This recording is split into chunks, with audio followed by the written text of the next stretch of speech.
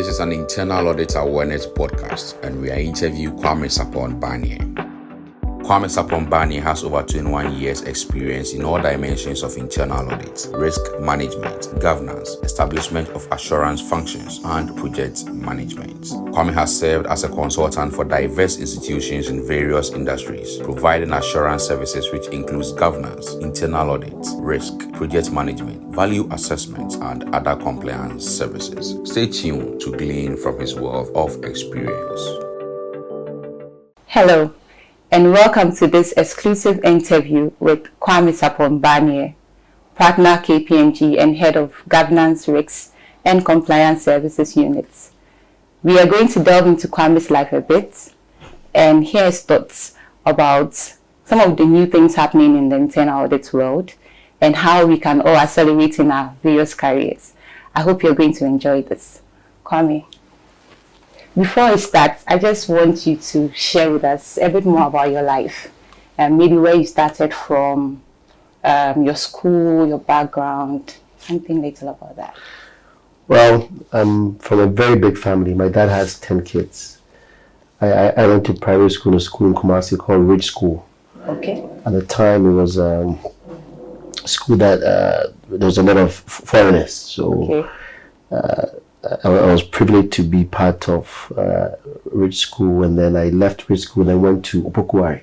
Wow. I went to Opokuari at a very young age. I think I turned 11 in Form 1. I went to Form 1 29 September 1989. I was 10 years old, and then in November I turned 11. Wow. I think I've given out my age, but yes. And then from Opokuari, I went to America, where I studied at Temple University for my bachelor's degree, did my CPA, and then I did a master's degree at Penn State. Wow. Yeah. Interesting. 10 years in secondary school. How was that for you? Were you the youngest or there were other? There were people who were around my age, and maybe one or two were slightly younger than me. Wow. But it was definitely an interesting phase, because I don't think I knew what I was doing until I was about Form 2, Form 3. The first year or two was pretty tough. But how long was secondary school at that time? 7 years. Oh, okay. Okay, then it makes sense. Because 10 years now being class 5. Not even close to JHS. So. Yeah, no, but I left class 5 to go to secondary school. Wow. So it's pretty accurate. That means you are very brilliant. I'm not sure about that. My mother felt that she wanted me to go to the old system, not the new system. Okay. So it was part of the push. But I think it was a good decision. That's great to know. But did you have any nickname when you were in secondary school? So those who know me very well will call me Tizo. Tizo. Yeah. Can you give us any background on that? I'm not going to go into, but I think it has to do with just being a bit playful with some of my friends after school, and yeah, so maybe that's enough. Wow, that's interesting. Any fun facts about yourself? Well, people see me as an extrovert, which I am, but I also sometimes prefer to be by myself and think through a lot. I don't think people see me as that kind of person, so I think it's an interesting thought. But you're very open to all of us at KPMG. Yeah, I think as part of this career, being open, knowing how to deal with people comes with it. So I'm fortunate that it comes naturally with my character. So yeah. Yeah, and we appreciate that. Thank you. Anyway, so can you share with us a very fond memory of your childhood that you think has translated to maybe where you've gotten to now? Well, I said earlier that I'm from a big family. My dad has 10 kids, but on my mom's side, I'm an only child. Okay. My mother was very intentional about education. I mean, I think she always, with every little opportunity that she had, she would drum it into my head that you have to study and that. But there was a point that I think she made one time to me that I will sell everything I have. Wow. To make you to go to school. I think it stayed with me. So every time throughout my life, I knew that I had to go to school because of my mom. Yeah. Wow, interesting.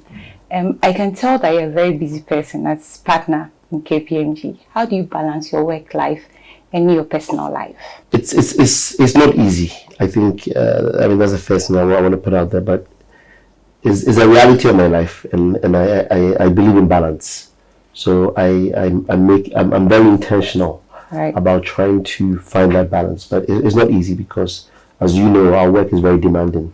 Right. And you also have to be okay to be able to respond. So that is where the balance comes in. So I'm very intentional about trying to find time to just relax and have a good time, and also get back to the busy work. Yeah. Has there been a point where you felt very stressed? And if yes, what did you do to overcome that at that instance? I think yes, stress is part of, my life, but what I do is I understand that I have a huge responsibility, that people look up to me, and that I need to be okay. So I push myself to be okay in terms of finding ways to relax, reading a book. I like to write or come up with some thoughts, and I think it relaxes me. So yeah, that's what I do. That's interesting to note. Have you written any book yet? Not a book yet. I'm working. I have a few compilations. I'm sure at some point I'll put something out there. Okay, that's a good point. I think we are learning a lot. Getting to know that you started school at SS at 10. It's very interesting to me. Anyway, we want to continue with one more question to your personal life.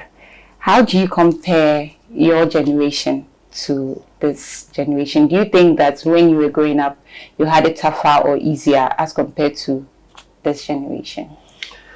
I think generally every generation feels that the generation after them have it a bit easier. But I think everybody's circumstance is very different, right? Okay. And that the world is more supported today. If you have internet, if you have a computer to type, everybody has a laptop. Back then you had to write. Yeah. So I think every generation will naturally assume that the generation after them will have it easier. But the reality is that the world is getting better with technology, medical equipment, and everything that is available. So that's what I would say to that. I'm not sure if we were to measure it technically or objectively, one would be easier than the other. I think it's different. Yeah, that's how I put it. Yeah. I think I've heard stories of I don't know if it was in your generation, but when people were going to primary 1, you had to make sure your hand reaches some part of your back before you were taken to class 1. Did you have that experience? No. I've heard about it, but I'm not that old. My dad and others who came before me probably went through that. No. For me, it was about age, at my time. Okay. We've had a very good information concerning Kwame's life. Now, Kwame, I just want to ask about your journey and your career path. When you started, did you always want to do internal audits, or how did that come in for you? So internal audit was actually, it came as part of my process. I don't think I planned to be doing anything like internal audit. I started accounting as an auditor, as an external auditor. Okay. I think with SOX coming into play around 2004, 2005, KPMG was setting up an internal audit function in KPMG Philadelphia. Okay. So a recruiter reached out to me, and at that time, having audit background, had some foundational skills. So then I jumped on it because the money was good. Actually, I don't think I thought through it, to be honest with you. But I think it's been a good career. Yeah. Okay. What would you say has been one of the quote unquote craziest myths about internal audit that you've ever heard in the line of work? So like everything else, depending on how it's done, some people actually assume that you are after them, and you need to use your human sense to sometimes calm people down and explain things to people to really know that you're just doing your job, So sometimes it can get a bit interesting. But can we ever overcome that? I think whenever you go out to any organization, or even those who are internal auditors, those who are sitting in organizations, they're always complaining about what you just mentioned. Do you think there can be a point where that thing can be scrapped off totally, where people feel you've come to help us, not to pinpoint our faults and then report us or all that? I think so. I think it will be easy, but I think it can get better or manageable. if all people are educated to understand, not just listen, but to understand, I mean, the objective of internal audit, and also, so there has to be a closer handshake. But again, that's where you look at independence as well.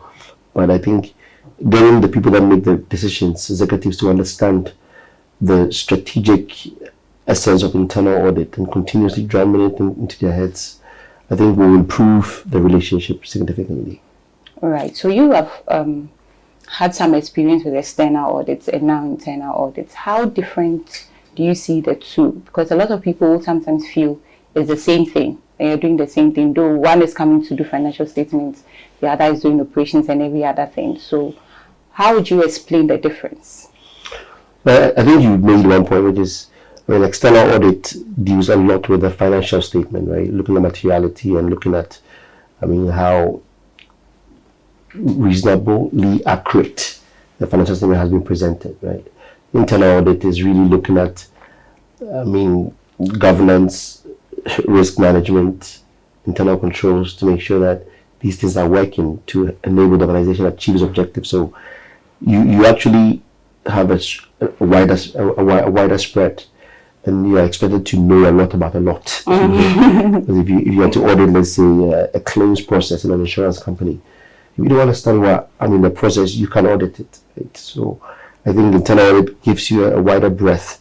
External audit is also very good training, because I tell people that if you do external audit, things like structure, processes, they come to you easily, because you have to go through a lot of structured processes to get to your comfort level. So, but I think the difference is clear, but there's a lot of overlaps in terms of how the work is done, the structure, the systems that you apply yourself into. Yeah. Okay, so Kwame, I want to ask this. Have you ever had the thought of quitting your job and starting your own consulting firm? I mean, no. I mean, if I was to leave KPMG, I don't believe that I'm going to be competing with KPMG to start a consulting firm. I mean, I've had a good career at KPMG. It's been good to me.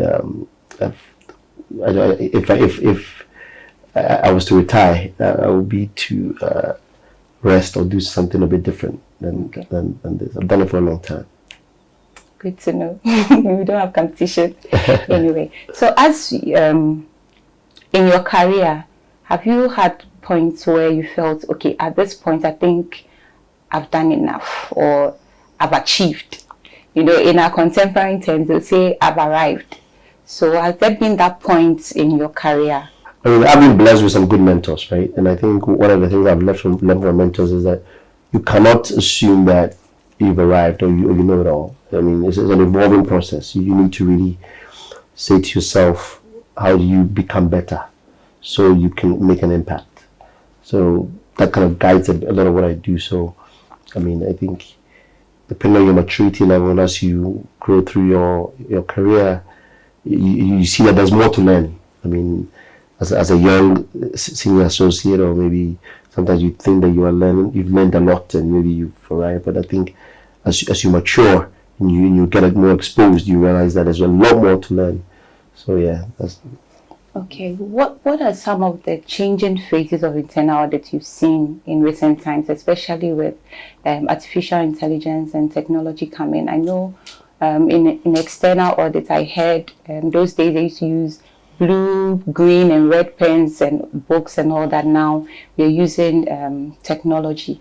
And in terms of internal audits, how do you see the changes from the time you started till this age? So I think one key thing about internal audit that really turned the corner around was SOX, right? Summers Oxley. What it did was it put the recognition of, let's say, financial statement controls on the doorstep of CFOs, right? And the same thing for any other process. It's the process owners that own the process, and right. they must ensure that the controls are working, and they must. So for me, in the recent times, two main things. One is ownership of controls by process owners, and two, I think, technology. I mean, everything is being automated today. So if you're an internal auditor who don't have the ability to use analytics or technology, you can't do a lot, because the days of sampling and all these are going down. Now you have to check almost everything, right? So I think and there's a lot of efficiency as well, because if you understand how to use the tools, it makes you more efficient and you can cover a lot of ground as well. That sounds like internal auditors will be able to do more in this time as compared to when you started. Am I right?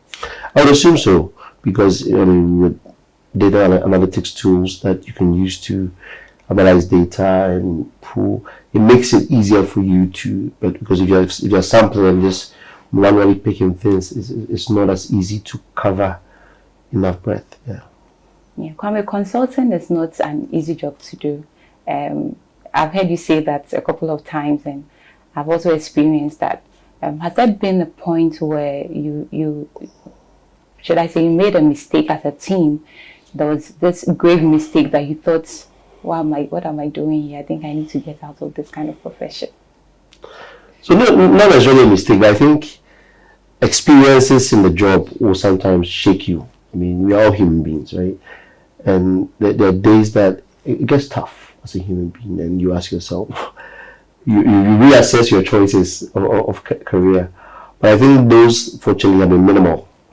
But yeah, I mean, for me, I take those as big lessons, because we've learned big lessons from, and we continue to learn with our experiences with clients, with the work we do, I mean, with people, with staff. I mean, everything that we do, I think. But yeah, there are times that, I mean, things hit you and you want to check, and maybe you need somebody to pat you on the back, say, hey, that guy, carry on. Yeah. What advice would you give to your younger self? I think to be more patient. I think I can be sometimes perceived as impatient, or I want to get things done. But I think if you're patient and you get all the facts, you cover more ground. Yeah. So Kwame, what would you say is your success story? So maybe let me put it through the whole trajectory. I think I come from a good family, so I had support. Right? In particular, my dad was very affectionate. I mean, way more than my mom.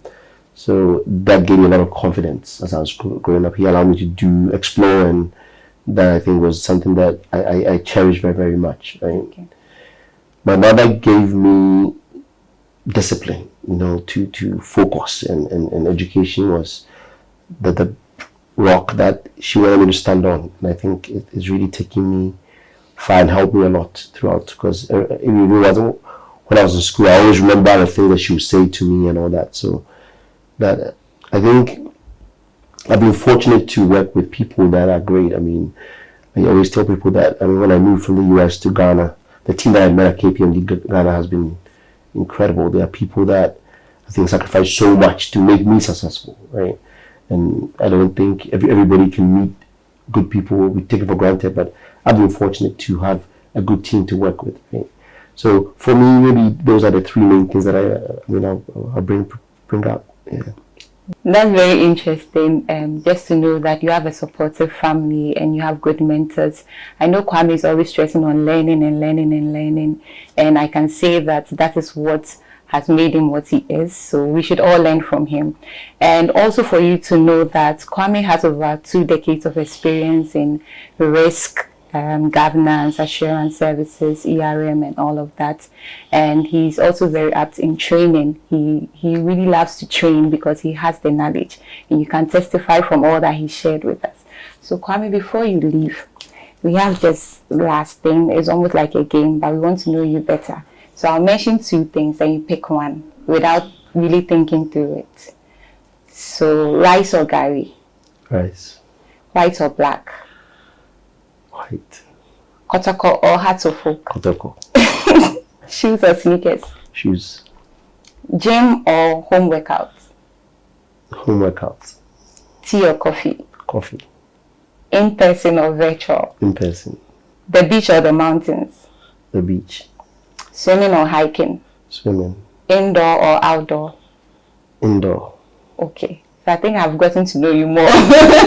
Thank you so much for giving us all this information, and thank you so much for watching us. See you again.